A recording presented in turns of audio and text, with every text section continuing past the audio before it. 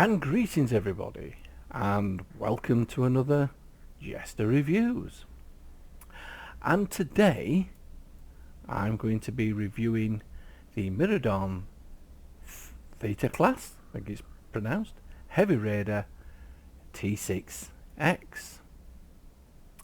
Now, I do apologise, it has been some time since I've done another review. I had a little bit of a family personal issue. Two of my family members actually caught COVID, so we've had to help out. Another very close family member had a serious heart attack, so yes, I've been otherwise disposed in dealing with that. So I do apologise, but now I'm back in the saddle, so to speak, and I'm now bringing you this latest review. Now there's also another little bit of a story behind this as well. Recently my fleet, with the help of my Admiral, Becky, I've been dipping my toe in the PvP water, so to speak, and this is a direct result of that.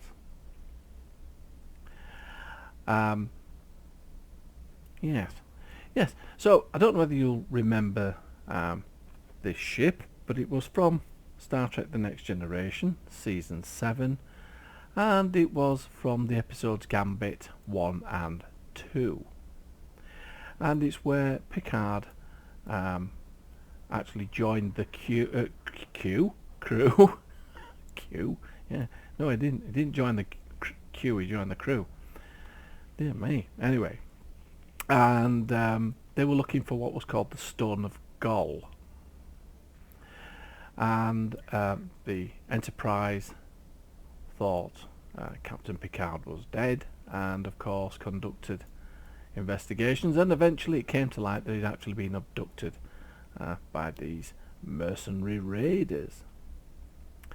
And there you can see the ship firing on the Enterprise in that episode, and that was the mercenary raider firing on the Enterprise above Baradas 3. So there you go, little bit of history there for you. Now, in putting my toe in the PvE water pool, so to speak, I have been picking up some rather useful information, and what I intend to do over the next few weeks is I will try and bring you a PvP review, because it does seem to me that there is a lot of people out there doing PvP reviews, and there's an awful lot to learn as well. So what I will try and do, it's going to be a big piece of work, but what I'll try and do is I'll try and put something together for you, and we'll have a bit of a PvP review, shall we? Anyway, this ship comes as a direct consequence of me being involved with PvP, and it's one of the ships that apparently is you know, quite good at PvP. There is quite a few others, some better than this one, but this was the only one that I could stretch to. Now, I did pay an arm and a leg for the Picard pack, and yes, I did pick up some other bits and pieces from that Picard pack which I didn't have, and when I've actually totaled them all up, then it was money well spent. And I'll bring you those ships also in the next few coming reviews. Now, the bridge is nothing special. You would have thought with this pack it would have been a reasonable facsimile of the original ship, but apparently it's not. It's just the standard bridge that they give out for all the event ships, which, as you know, yes, I'm not exactly enamoured with, but anyway. Very quickly then, let's move on to having a look at the build, shall we? Now, I just want to make things clear that if you do get into PvP, it's not cheap, and it can cost you quite a lot of money and time to put a ship together so you can actually compete at the levels that some people compete with at in PvP. I play with some very competitive people in my fleet, and my fleet admiral Becky is extremely good at PvP, and she has helped me with this build. So forgive me, it's not by any stretch of the imagination a top end build, but it's a work in progress.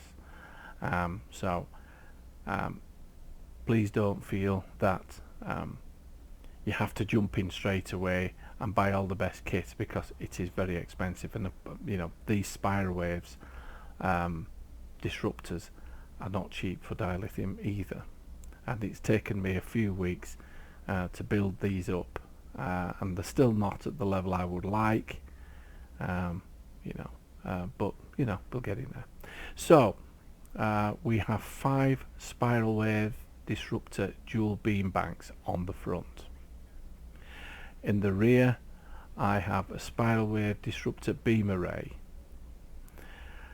My deflector is the Elite Fleet Intervention Protomatter Deflector Array, which you will pick up from your colony, fleet colony in the Alpha quadrant.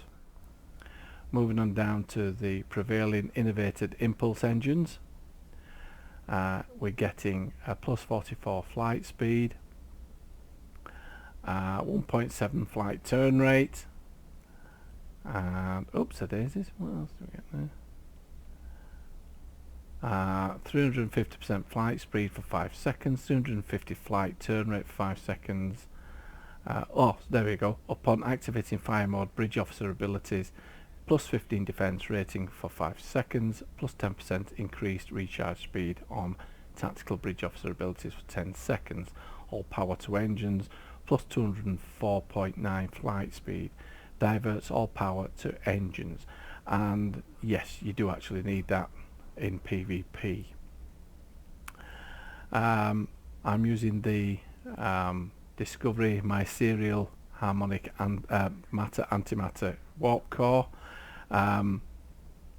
The other prevailing theory which I've been given is you can also use an Elite Fleet plasma integrated warp core for this kind of PvP build with AMP.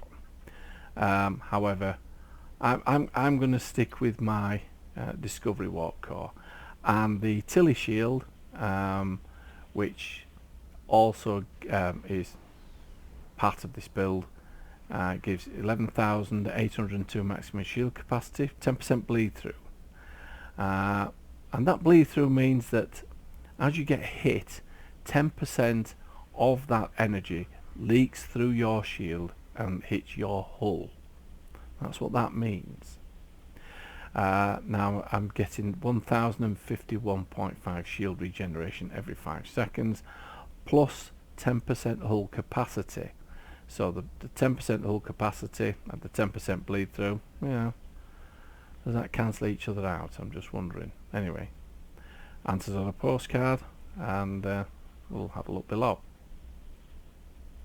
Your weapon attacks cause enemy shields to reduce 13% increased damage for 10 seconds based on shield power. So that is the is meant to be the in-build for PvP at this moment in time. Again, if you disagree, because again I'm new to PvP and I've still got a lot of research doing it, please let me know in the comments below and we can all learn together. But anyhow, that is my understanding of it so far. Experimental weapons. This is the experimental dual warhead launchers. 1 kilometer radius kinetic damage, 360 degree targeting arc to target, 9,534.9 kinetic damage times 2 1 kilometer radius. That means it fires off 2 warheads, plus 10% accuracy rating, plus 2% critical chance, plus 10% critical severity, 8 seconds recharge. Now in my device slots, I'm going to do a bit of moving around now, because most of these I can take from my inventory, so I can use batteries. The universal console, I'm running the Trellium D plating. Engineering console, I'm running the temporal vortex probe. Now in PvP, and we'll talk about this in detail later, there are a series of other consoles you can use to help confuse or placate your adversaries, if you like. In this particular case, I've taken some of them off, but there are quite a few. I mean, I'll see if I can go through them with you. What have we got here? I mean, yes, this is one of them. This is the Universal Alpha Deception Field. Now this apparently, I've been told, can be banned in some PvP arenas. What it does is it fakes your death and you become untargetable and rooted and disabled for 5 seconds. It also leaves a bit of a low, and while the low is active, you get a 300% turn rate and a 300% flight speed, and a plus 7,125 stealth. So I won't go too much into this, because yes, that will cover that later. Another one, another type of console you can use for PvP is 10% flanking damage versus enemies rear arc, 10% flight speed and 30% flight turn rate. Actually, I may swap that out and put that in there, to be honest with you. Yes, we'll put that in there. Right, what else is there? Yes, here's another one. The Universal Hull Image Refractors, and that gives you a plus 20% all damage. Incoming heals exceeding maximum hull instead apply temporary hit points for 30 seconds. Cloak, engines offline, heal 100% of hull over 20 seconds. Right, so what is the... right, here's the other one which I've been looking for, and this is the Universal Warp Burst Capacitor. And this does what's called the Picard maneuver, and it creates a warp mirage decoy and you become untargetable for 5 seconds. Plus 15% damage bonus for 5 seconds, creates a duplicate at the location for 5 seconds, and it teleports you 6 kilometers straight forward. So there you go. So we're not going to go into that in too much detail, because that's for another topic. But yeah, the build is designed to survive in PvP, do a bit of damage and move around quickly. That's what this build has been put together to do. So moving on, the engineering consoles, as you know, I've just swapped that out and I've put in the Universal Computer Assisted Flight algorithms for the flanking damage and flight speed and turn rate. This is the Universal Dynamic Power Redistributor module. Now unfortunately, if you're a Federation aligned player, you can only obtain this by acquiring the Atlas from an Infinity lockbox. However, if you are a KDF aligned player, then you can actually pick this up off the exchange. Now I have no idea what the cost is for these now. It used to be in the region of 6 million EC, but given the EC inflation on the exchange just lately, it's more likely to be nearly 50 million is this. But anyway, I don't know. If you do, let us know if you do find out how much it is. Just, you know, drop us a line below. I mean, I'll have a look in a bit, but I forgot to do it today. But anyhow, right, moving on to the science console, and we have the Universal Miradorn Sensor Baffler, and this is giving me a plus 15% critical chance for 20 seconds and 33% critical severity for 20 seconds, and placate for 10 seconds or until target suffers 41,750.8 damage. FOE engines offline for 10 seconds. Raider and Intel flanking damage bonus increased by 33% for 20 seconds. Resistance for 10 seconds. That's quite a cool piece of kit, isn't it? And let's have a look. Universal heavy particle focus array. I think I'll have a look for that one as well. Right, okay. Now this is another PvP piece of kit, the Universal Obfuscation Screen. That's not easy to say, is it, on a Sunday night? This is a bit of a clicky. If you're going to die, hit this, and when after a period of time, I think if you leave it for the full 20 seconds, you're untargetable and you're unkillable, and you get 290.8 shield regeneration each second and 5,523.7 hull restored each second. And for the length of time that you deactivated, you gain 120% bonus all damage for duration equal to the time that you've kept the clicky going. Oops, daisies. So if we fire that up now, there you go. So in PvP, if you're getting lots and lots of damage, just hit that little button there, and you're untargetable. Well, this is all doing its thing, and then when you come back on, fire up your weapons. Let's have a look. What does that give us?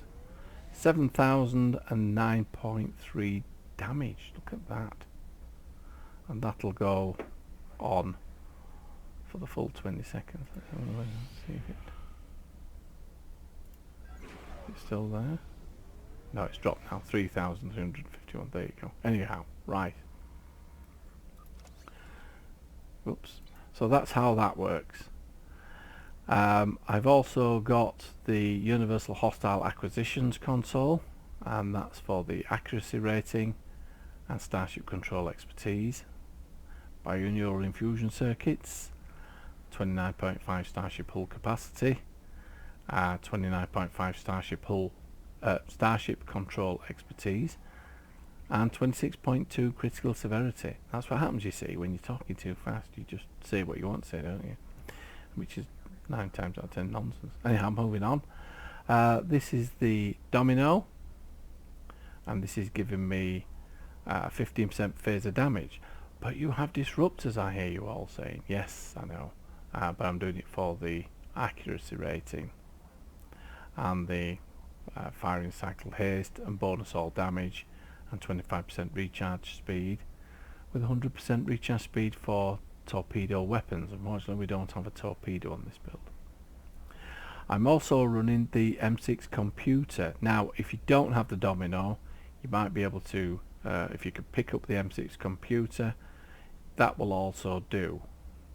And as you can see, the M6 computer is giving me a 15% bonus all damage for 15 seconds and a 25% cooldown reduction on tactical bridge officer abilities, 20% firing cycle haste for all weapons 15 seconds, plus 30 accuracy rating for 15 seconds, plus 30 defense rating for 15 seconds, and 2 minutes recharge.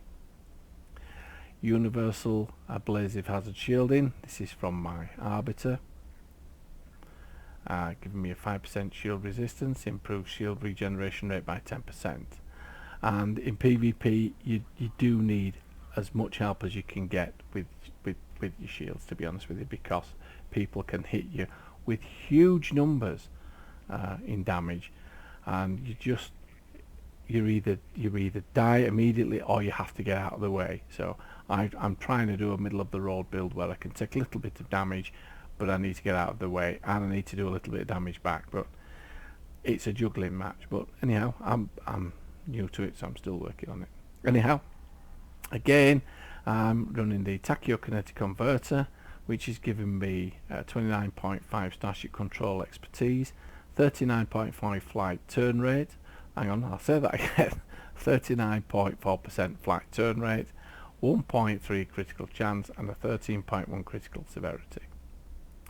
And finally, you can all breathe now, I'm running the Lorca's custom fire control, which is giving me 3.9 critical chance, 7.9 weapon power settings, 157.5 starship shield penetration, improves shield penetration for starship weapons. So there you go. Dear me, running out of breath with all that talking. Right, stations. So here we have a Lieutenant Commander Universal Station, and I've equipped this one with the Subspace Vortex 1 Photonic Officer, which reduces recharge time for bridge officers by 2%, and hazard emitters, which continuously removes hazard debuffs for 15 seconds. Again, these two are quite valuable in PvP, in one removing debuffs and the other one in reducing cooldown times.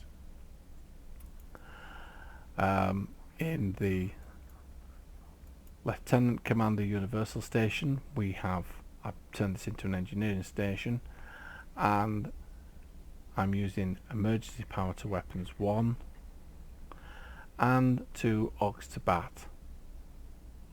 Moving on to the Lieutenant Universal Stroke Intelligence Station. Here I put evade target lock, and here emergency power to weapons 2. In the Ensign Universal Station, I've turned this into a tactical and put in Chemocyte laced weaponry 1. And finally the Commander Tactical Pilot Station, where I fit the attack pattern Lambarder 1 in the first slot, which apparently enhances specific powers, currently enhancing Spiral Wave Disruptors. Beams Overload 2, Beams Overload 3, and Energy Weapons Reroute Reserves to Weapons 2. So these two are pilot abilities, obviously. Right, so let's have a look at the build. Now we have a hull of 92,060. Defense rating 37.8. Yes, if anybody knows how to get this defense rating up a little bit more, or whether I should, let me know.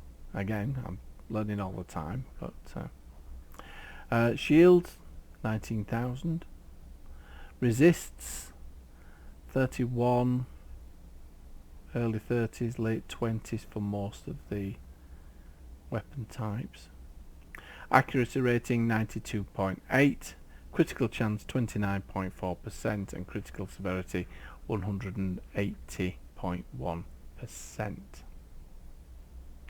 Right, so this is not by any stretch of the imagination a fantastic build. I have no idea what I've been doing putting this build together. I've been picking little bits and pieces up from different people and trying to make sense of this PvP thing. But anyhow, we'll make a whole session about PvP, so please don't dwell too much on this, because as I say, I'll try and put something together later, and we'll pick the bones out of it. But for now, this is what we're going to use for today's exercise.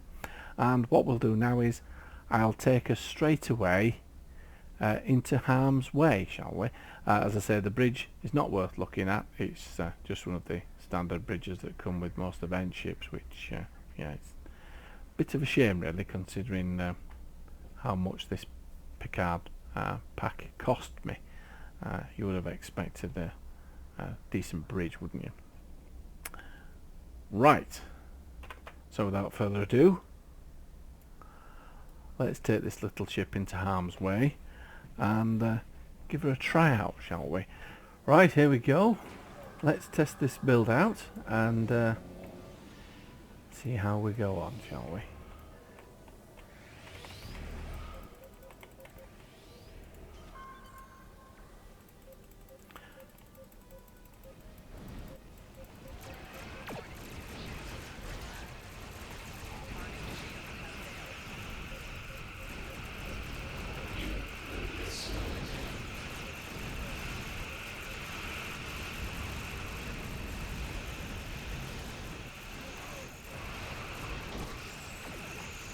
as you can see, the way the ship is put together,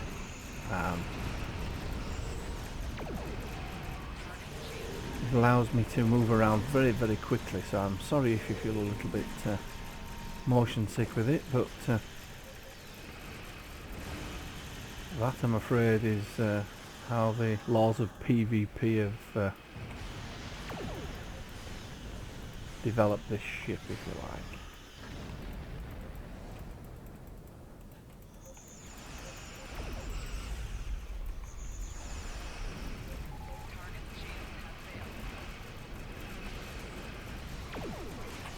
It's very manoeuvrable.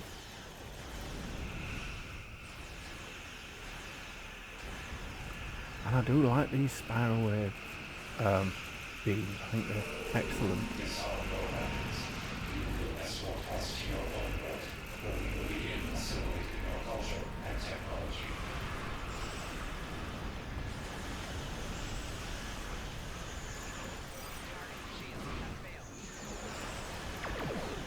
Whoa. Big one, isn't it? The only problem is with it being so fast and so manoeuvrable, I do get a little bit lost sometimes. It's very confusing. Okay, yep, right. There we go. Your defensive capabilities are unable to withstand us. Lower your shields and await assimilation.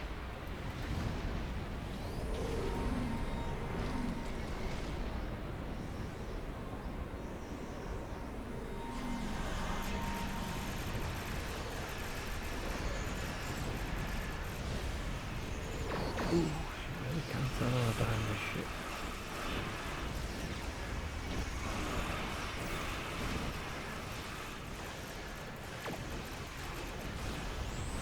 She turns that fast, I forget to hit the correct keys.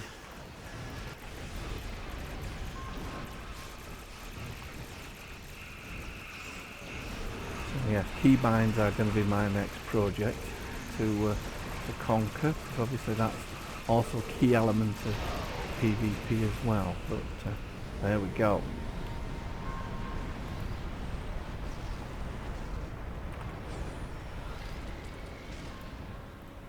Wow, I really enjoyed that. Well, I hope you've enjoyed this review of the Miradorn Theta class Heavy Raider T6-X. And forgive me if it's been heavily skewed towards PvP, but this is what I've actually been investing my time in creating over the last few weeks as well. I will actually bring you the other reviews as well that came with the Picard pack, and yeah, there's some really nice touches in that pack which I like, so you'll probably see those reviews also in the next few weeks. Well, I hope you're all keeping safe, as here in the UK we enter into another lockdown, which is coming up on Thursday, today being Monday. So let's hope I see you all on Star Trek Online, and yeah, let's have some fun. So until next time, this is JeSter signing off.